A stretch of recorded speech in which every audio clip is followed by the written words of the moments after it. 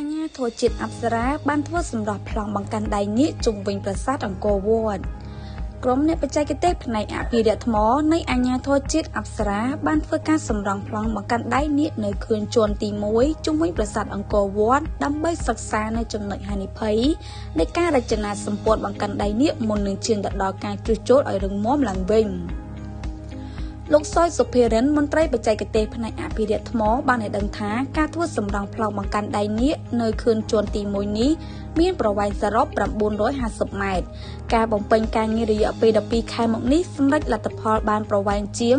450ម៉ែត្រហើយកិច្ចការសម្រង់ប្លង់នេះមានសារៈសំខាន់ដើម្បីសិក្សាពីស្ថានភាពហានិភ័យនៃរចនាសម្ព័ន្ធសំណង់បង្កាន់ដៃនាគចំណុចដែលមានហានិភ័យខ្ពស់ចំណុចធ្លាប់ជួសជុលសម័យមុនជាដើមជាលទ្ធផលនៃការសិក្សាបានឲ្យឃើញថាបង្កាន់ដៃនាគនឹងខឿនជាន់ទី1ជុំវិញប្រាសាទអង្គរវត្តមានចំណុចមួយចំនួនទទួលរងនៃហានិភ័យខ្ពស់ដោយថ្មបង្កាន់ដៃនាគមិនមានលំនឹងនិងខឿនសុទ្ធជាដើមដោយសារតែកត្តាអាយុកាលនៃសំណង់កត្តាធម្មជាតិទឹកហូរច្រោះនិងសត្វល្អិតជាដើមបន្ទាប់ពីធ្វើសម្រង់ប្លង់រួចរាល់អាជ្ញាធរជាតិអប្សរាមានគម្រោងជួសជុលពង្រឹងបង្កាន់ដៃនាគនេះទៅតាមដំណាក់កាលជាបន្តទៀត